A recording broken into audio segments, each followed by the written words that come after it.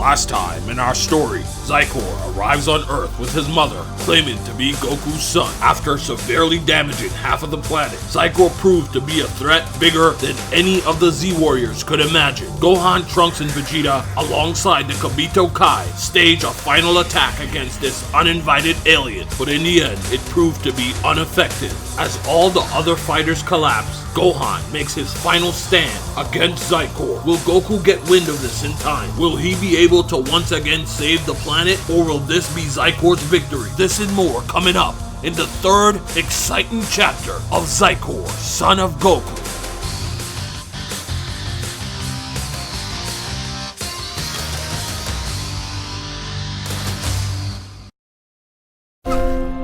You still have that much power left. That sword is only useful with the technique from before, said Xicor to Gohan. With his last bit of energy, Gohan raises the Z-sword above his head. It looks like a pointless failure of a final attack, when suddenly Gohan smiles. At the same moment, Xicor is attacked from behind. Gohan bought enough time for Kibito Kai to get back on his feet and hit Xicor with a second attempt of the sealing technique. I thought you used all your power, said Xicor to Kibito. On the panel below, we got to see how Kibito was able to recover so quickly. It was thanks to Dende, the guardian of Earth. During Gohan's distraction, Dende arrived to the battlefield and managed to restore Kibito Kai's strength. Gohan-san, bring the sword down just like that, said Kibito to Gohan. And in case you forgot, the sword in Gohan's hands is the Z-sword, the same sword he trained with in Dragon Ball Z. It weighs many tons. So in a final effort with all his remaining strength,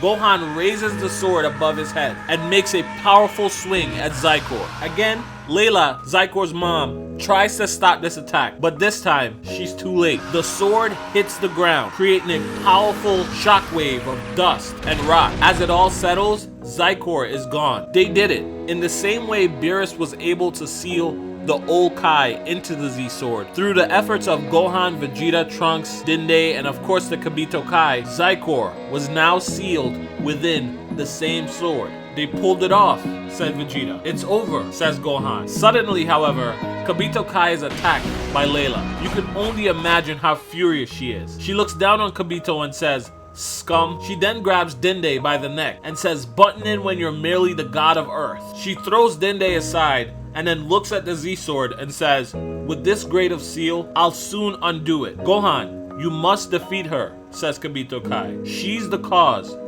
of all of this." "What are you doing, Prince of All Saiyans?" Even though he's severely wounded, Vegeta has beaten Gohan to defending the sword. "Damn it," he says.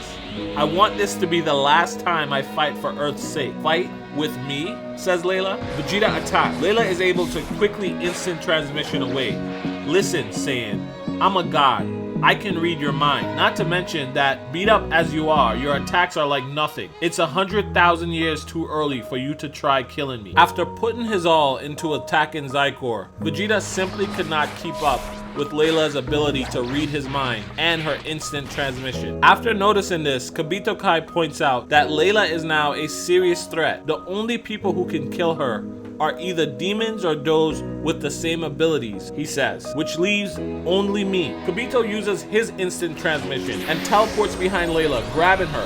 "What could you possibly do?" says Layla, talking to Kibito Kai. "You've always been so powerless. As a Kaioshin, I cannot allow you to get away with this," says Kibito. "I'll see to it that you atone for your deeds with your death. Don't tell me you're going to self-destruct. Gohan-san, Vegeta-san, I'll leave the rest to you." And with that, Kibito teleports himself and Layla to a distant planet. "Stop it, Shin. Kaioshins aren't allowed to self-destruct. I never thought I'd hear that from you, as evil as you've become. Farewell, Layla, my sister." And with that, Kibito sacrifices himself. Even Piccolo in hell could feel the remnants of a god self-destructing. Someone else also sensed it. "Even I just felt that just now," says Pikkon on the next panel. Kibito sacrificing himself made it clear to Goku that something extremely dangerous was happening. He says, "That thing just now wasn't on Earth.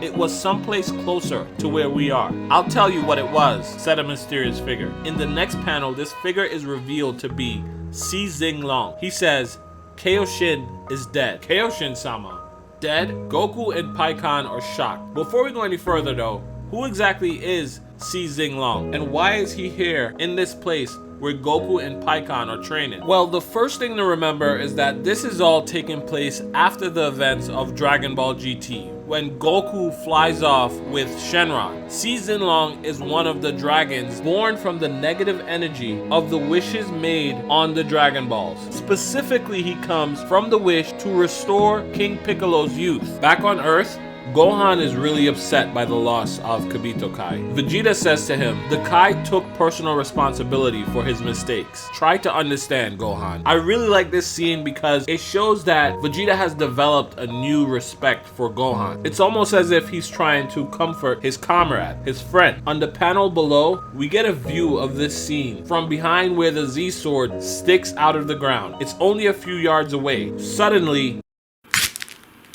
there's a crack. Xicor is breaking free. Gohan and Vegeta notice right away, and then there is a voice. Hey, son Gohan. The voice is the old Kai, and he's communicating telepathically with Gohan and Vegeta. He says, seems that seal has failed somehow. That seal will only last another month. When it breaks, that guy will come out again. What should we do? Asks Gohan. Well, asking that won't really help. There's nothing we can do. So you're saying that in 1 month, we have to surpass him, says Vegeta with a new look of resolve on his face. The old Kai then says, so much power couldn't be sealed away by just a single Kaioshin. Or did Kibito just do a poor job? I'm sorry, said Kibito, appearing next to the old Kai. His arrival startles everyone. The old Kai says, why the heck are you here? There really isn't anywhere else for me to go, said Kibito. And you tried to make yourself look so cool, said the old Kai. This is really interesting because obviously the Kais are gods, and the rules around what exactly happens when Kais or gods die have never really been explained in the Dragon Ball universe. We got a little bit more information in Dragon Ball Super about what may happen. For example, in some timelines, we know that Zamasu managed to kill Gowasu, his mentor Kai, but we really don't know what happened to Gowasu's soul after that. Like, did he go to heaven, hell? Does he have a halo now? Or was he just completely erased? Some of you guys might be thinking that if Kibito Kai died, shouldn't Beerus also die? And again, keep in mind that this is all after Dragon Ball GT, so it's not clear yet if Beerus exists in this world or not. But even if he did, his life is connected to all the Kais of that universe. So since the old Kai was still alive, Beerus would be fine. Alright, so let's continue the story. Mr. Popo shows up to rescue Dende, who is unconscious from Layla's attack. Gohan grabs Goten, who is also still unconscious. But before grabbing Trunks and flying off, Vegeta had a question for Gohan. He said, first off, just who was that bastard? I thought you two were Kakarot's only sons. Gohan responds by saying, I don't really know myself, but a long time ago, Father told me this story. I know some of you guys have been waiting for this, so this is where Xicor's origin gets explained. There's a flashback not too long after Goku returns from planet Yardrat, and he is giving young Gohan a bath. Gohan asks him, hey father, were you on planet Yardrat this whole year? Goku responds and says, no, actually, before I came back to Earth, I went to this other planet. There was this gal there called Princess Layla, and she fed me as much delicious stuff as I could eat. I wonder why Goku never told Chi-Chi about this. Anyway, let's continue. It was really yummy. When I was full, I fell asleep right there. But when I came to, the feast and Princess Layla were gone. On top of that, I had overslept and ended up arriving later than Frieza. So now we know why Goku was late in Dragon Ball Z. Anyway, this is how Layla got Goku's genetic information to create Xicor. During the conversation between Gohan and Vegeta, Bulma arrives. She's in a capsule corp ship above them and she says, thank goodness, looks like everyone's still alive. With her on the ship are Pan, Videl, and Brock. They managed to revive Trunks, but Goten still needs to rest. Bulma says, so that monster will come out again in a month. If only Son Goku was here at a time like this. This annoys Vegeta. He says, why don't you give it a rest? Just how long do you intend to rely on Kakarot? This is where the old Kai jumps into the conversation, again, telepathically communicating with everyone on the ship. He says, hey, son Gohan, I think that in the end, we've got no choice but to get some help from Goku. Gohan responds and says, do you know where he is? Old Kai says, well, we do know technically, but everyone is excited. Where is he now? Says Gohan. The old Kai responds and says, he's in a place called Ryoshin realm. To put it simply, it's a world where the Shenrons live. Bulma responds and says, but wasn't Shenlong created by God? Here she's talking about the god of earth, who is now Dende, but originally it was Kami. The old Kai responds to her saying, to be precise, he wasn't created. Rather, he was called forth from the Ryoshin realm. And I just want to pause here for a second because this is actually a big deal. It makes a lot of sense to me that a series called Dragon Ball, where the main characters can summon dragons that grant almost any wish, it feels like that series should include a place where these dragons live. Yes, this manga isn't canon, but it was written by Toyotaro, who is currently working with Akira Toriyama, creating the new canon Dragon Ball Super manga. So I won't be surprised if we see some of these ideas leak into the official Dragon Ball Super story. Now, this idea about the dragons not being created by the person who created the Dragon Balls actually makes quite a bit of sense. The Dragon Balls are like the Ender Eyes from Minecraft. You collect them to open a portal to another world. I hope you guys appreciate the Minecraft reference, just putting that out there. But no, seriously, the Dragon Balls allow you to summon the dragon from the Ryoshin realm. Let's just call it the Dragon Realm now, which is a pre-existent place where all the dragons live. The reason I'm talking about this for a little bit is because if this idea gets slipped into Dragon Ball Super, it'll mean that Super Shenron, who is that giant golden dragon who is so powerful he can undo what even Zeno the Omni King has done. Super Shenron is likely the most powerful dragon in the Dragon Realm. And it's just mind-blowing to think that he may exist independent of the giant Dragon Balls that Zalama created to summon him into the physical world. I think this is a super cool and mind-blowing idea, but as of right now, none of it is canon, so let's keep going with the story. Gohan says, I see. So in other words, the Namekians possess the power to summon Shenron from the Ryoshin realm. Old Kai responds by saying, right. Well, originally, the dragons were unable to leave the Ryoshin realm. In order to call them forth, the Dragon Balls and a dragon model are needed. However, when the evil dragons were born, that model was destroyed, meaning that Shenron lost his physical presence in that world. Having lost his presence, Shenron couldn't return to the Ryoshin realm. He needed a vessel to do that. And this is where Vegeta pieces it together saying, I get it. So then Shenron's spirit entered into Kakarot. I want to pause here for one quick second because this is really cool. I wish this was explained as it is here in the end of Dragon Ball GT. It would have all made so much more sense seeing Goku fly off with Shenron. But let's keep going. Pan says, so that's what's happened. And the old Kai responds, yeah, pretty much Goku has become one with Shenron and has gone to the Ryoshin realm. Then let's just summon him, says Trunks. It won't be that simple, said the old Kai. The Ryoshin realm is a special world. It's sealed off so people cannot easily come and go between the outside world. Videl jumps in and reiterates Trunks' point from earlier. She says, so isn't there a way for us to summon him? The old Kai responds again saying, the Dragon Balls are the only way to call forth those in the Ryoshin realm. What's become of the ones on Earth? I'm pretty sure that they're at Dende's palace still in stone form, said Gohan. I figured, said the old Kai. The Dragon Balls may have been purged of their negative energy, but they still haven't gathered enough energy to be used again. It will most likely be 1,000 years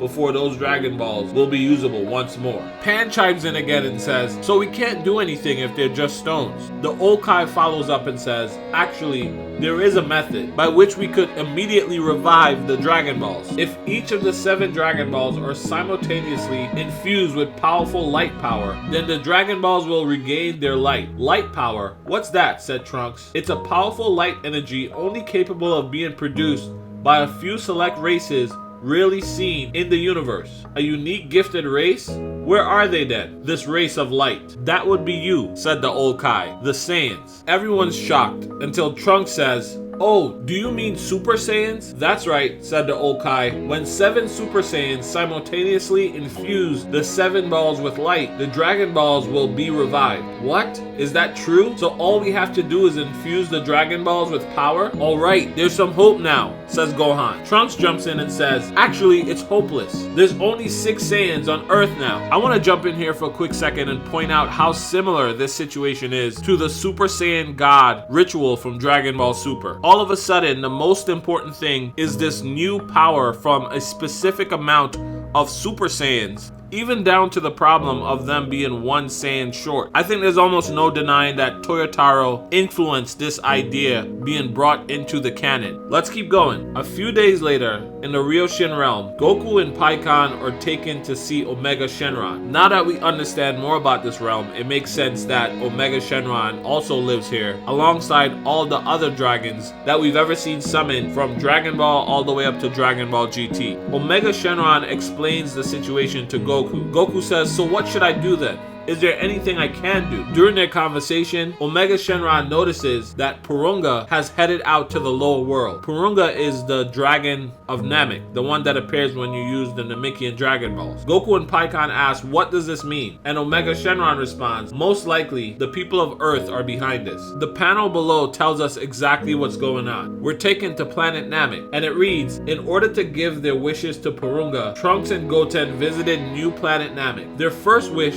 was to heal the damaged Earth. The second wish was to revive those who had been killed, which amazingly included Kibito Kai. And for their third wish, Trunks had an idea. He wanted to revive a Saiyan, a Super Saiyan, that many of us may have already forgotten about. Can you guys guess who that is? Trunks uses his final wish to revive none other than Broly. And that is where this chapter of the story ends. If you made it this far in the video, hashtag Broly is back in the comments below. Also, I want to take a quick moment to thank everyone who's purchased the Yamoshi book. The support has been a bit overwhelming. It's been hundreds of you guys, and there's been nothing but positive feedback so far. So thank you so much. If you haven't gotten your copy yet, there will be a link in the description. Thank you in advance if you decide to grab it. The story in this video is Dragon Ball AF Chapter 3. It's by Toyable, aka Toyotaro, and there will be a link in the description if you want to read this yourself as well. I had some problems recently when my computer crashed and I lost my file, so it took me a while to get this video done, but I'll do my best to make sure I get the next one out as quickly as possible. That said, hashtag Dooku. Thank you guys for all the support. Have a great day. I will be talking to you again real soon. Bye.